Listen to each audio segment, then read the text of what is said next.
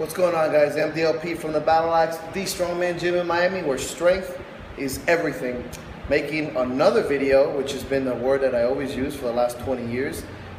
This is the second one on the second week because I promised to do more, and I don't know why I actually kept my promise this time. Maybe because I'm less of a scumbag. Oh, it's got a wedgie.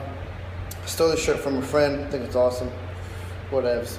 So I'm gonna make a video today of why I deadlifted yesterday for 1 rep max during nationals training. So a lot of people asked me, well, there was a lot of support for it, so thank you, first of all. It's super fucking, really humbling, honestly. I have to have the fan on because it is incredibly hot and it sucks to be in this warehouse at this time. So bear with me with the little buzzing in the back, but I'm trying to be as loud as I can and make the video. I'm always pretty loud anyway, so I don't know what to do with my hands right now. So I'm gonna pick my callus. So yeah, thank you for supporting that deadlift. That was really awesome. So I turned 31 this week. Yay for me. Awesome. I'm old, but But it was a big deal for me. Last year I hit 645 on my birthday week. This year I hit 700, and obviously I didn't get here alone. I always like to thank my coaches. People that have helped me, inspire me. Alan from Iron House, always coaching me and helping me, obviously. Marty on my nutrition, my friends, everybody here at the Battle Axe. So I know it's like I'm saying thank you to everybody, but I think it's important that every once in a while I do that since I'm so self-involved. But I know it feels like a victory, and this is the kind of attitude I'm talking about, and this is why I kind of do stuff for myself. I don't think it's for everybody. I don't think, there is no real true deadlift event at nationals. There is no 1 rep max, pretty much anything. So the reason why I did this was because sometimes I need a certain milestone to inspire myself and to motivate myself and to tell myself why the fuck I'm here. Last year when I pulled 645, I was looking up to guys on the internet and just saying, wow man, 700, that's where I should be at. Like when I get to 700, I'll know that I've made at a certain level, like maybe Super Saiyan like level 2. So when I told myself these things, a year ago I said, I'll pull 700. I didn't exactly tell myself when, but I just knew it would take about a year to throw on 50 on that deadlift. Just because 650 went up, 645 went up pretty good, and I did 650 at Melbourne just like 6-7 weeks ago, and it was pretty easy. I just tweaked my back, but I had confidence. So mid-training session, obviously I asked permission from my coach going in because we're about 6.5 weeks out, knowing that this is not necessarily something that I need for nationals. Pulling 700 is not really going to get me better for nationals, in the sense that nationals is very it's about speed and like moving quickly and conditioning. Not that deadlifts in any sense of the word is bad for you, but 1 rep max always tires you out. So knowing this concept that I really needed to fire myself up, I absolutely pushed myself into a position where, now I announced it, I wrote it down, I said I would do it, but I reminded myself that I am absolutely here to fucking compete, that I am at another level, not compared to anybody else anymore. I'm comparing it to myself. Now I'm no longer looking at guys on the internet and saying, wow, I need to get there, although I always will. But I know where I need to be the best that I can be. And that I know that at that sense, at least I'm motivating myself to know that when I step on any kind of competition level that, I'm not a piece of shit. So I may act like it, but I'm not a piece of shit. So these deadlifts, these kind of like mid-sessions or mid-training cycle kind of motivators allow me to understand one thing, is that I'm still fucking strong in a certain sense. 700 isn't the biggest pull in the world. For some people, it's nothing.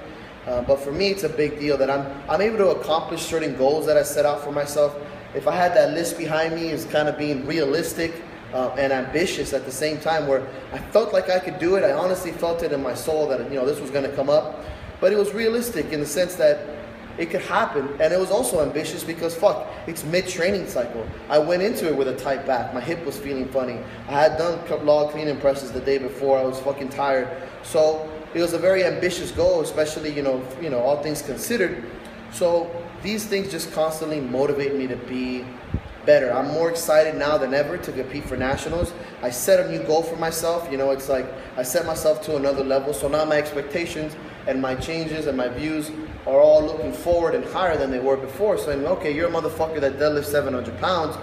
Make something out of yourself at nationals. So I don't necessarily, for my guys that program 1 rep maxes every once in a while, a lot of times it's to remind them that, fuck man, you have made progress. Not all of us view progress with 1 rep maxes. Obviously I don't. It's all about speed, repetitions, etc. But there's nothing like setting a goal. A 700-pound deadlift was a fucking goal for me that I set out last fucking year, 360 something days ago, pretty much because it was about the same week. I told myself that I would deadlift 700 sometime this year, and I fucking did it.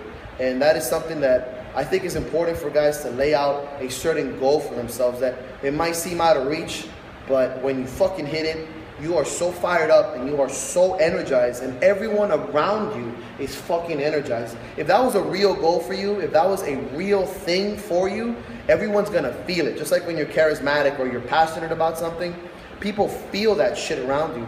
So when I hit that fucking deadlift, to me it was like I was being reborn in a sense. Like I was like re-fired up. I was ignited. Made my coaches happy. Made my lifters happy. My gym was happy. Even people online that I've never even fucking met were happy.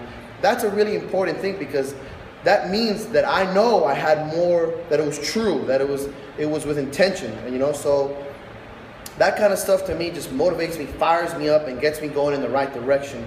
It doesn't always have to be like that. I didn't do something like this training for Platinum Plus. I didn't really do this for any kind of competition before that. I did do it for Florida's Strongest Man when I picked up a 420-pound stone.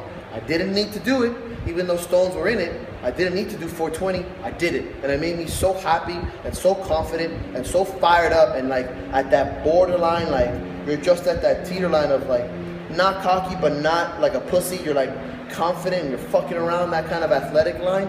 You start to dance in that line and you start to motivate yourself.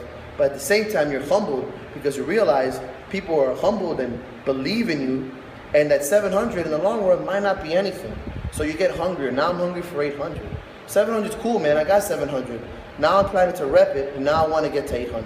So not only am I motivated, but I'm humbled by the iron. So that's kind of the things that I hashtag and talk shit about when I get all like dramatic and philosophical and bullshit like that. But that's exactly what I mean. So I hope that stuff puts things into perspective of why I did what I did. Obviously, I had the backing of my coach. I didn't just pull it out of my ass.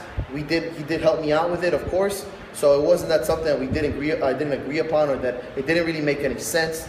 A good heavy deadlift or a good log press is always good for the strongman, but I think it was really more of a mental and philosophical thing. Maybe that's why I got away with it.